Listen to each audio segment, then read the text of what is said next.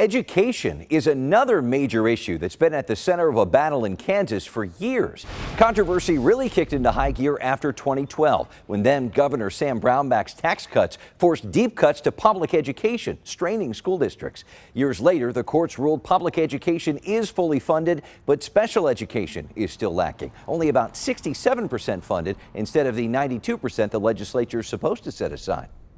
There are really hard choices out there, and it is exacerbated by not having special education funded at the statutory requirement. Then, special education aside, Kansas kids are still well behind other states in a big way when it comes to literacy, for example. Recent study from the Annie E. Casey Foundation found 72% of fourth graders are reading below their grade level, and that is a slide from 66% in 2019. So how do you right the ship? We asked Republican candidates running for governor what they do, and Eric, the answers really run the gamut here. Yeah, they really do, Cody. When I asked businessman Philip Sarnicki about funding, he says the money going to schools isn't the issue. The problem, in his eyes, is the amount of money actually making it to the classroom. Part of the problem is, if you look at about the last 20 years, our student population has grown, unfortunately not very much, about 4%.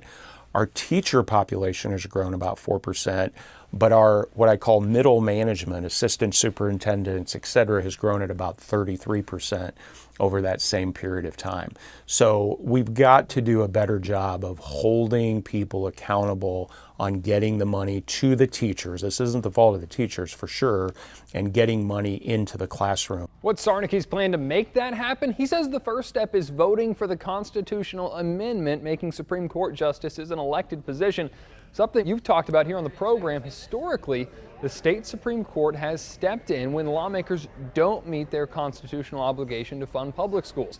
Sarnicki claims that should be a legislative job, not a judicial one. Well, critics would say it should be, but the legislature hasn't really gotten it done without court battles. You mentioned the court. Secretary of State Scott Schwab struck a similar tone, even called out lawsuits he claims are causing problems for education across the state.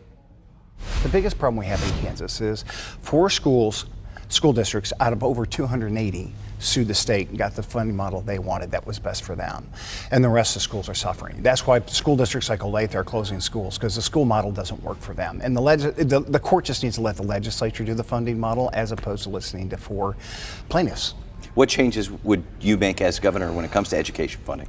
Well, first off, you have to get the court out of K through 12. So if a student wants to sue on K through 12, the school districts cannot be a party to the case, because the four school districts won, but the student who's now, before that case was resolved, he's a professional golfer in his 20s, and he never got any remedy for it.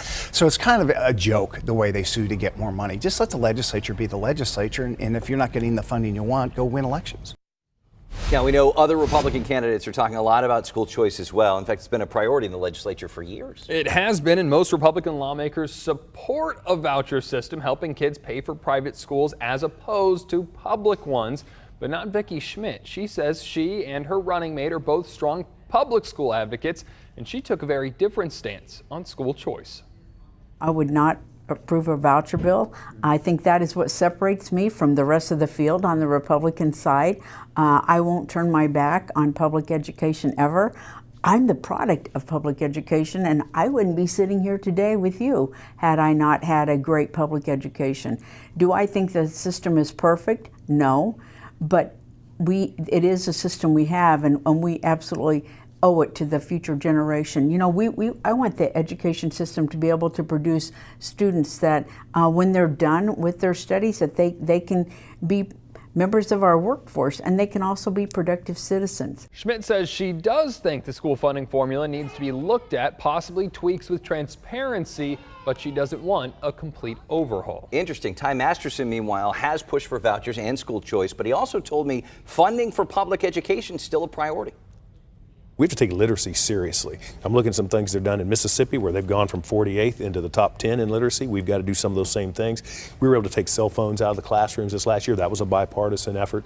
I'd love to see us figure out a way to incentivize the good teachers. Right now we have a bit of a perverse incentive through our retirement system to incentivize good teachers to become administrators. And now we're administrative heavy inside the system. And we just have some system changes that we need to make to improve it for our kids. You talk about improving literacy. Does that mean bolstering public education funding? Oh yeah, I mean you'd have to bolster public but then when I talk about school choice, it's for that low income kid. You know, particularly you get into inner city Wichita, inner city KCK, you have kids that are basically trapped by their zip code and don't have the resources or a choice. Those parents and those kids need to have freedom to choose. The remaining candidates also have plans for the state's education system. Business owner Stacey Rogers wants what she calls proficiency and progress-based funding for districts and to consolidate superintendent positions. Nick Reiniger tells us that he doesn't support more education funding and wants to cut administrative funding. And Charlotte O'Hara wants to abolish the State Department of Education, stop taking federal education dollars, and let individual school districts make their own curriculum decisions, as well as cutting administrative spending.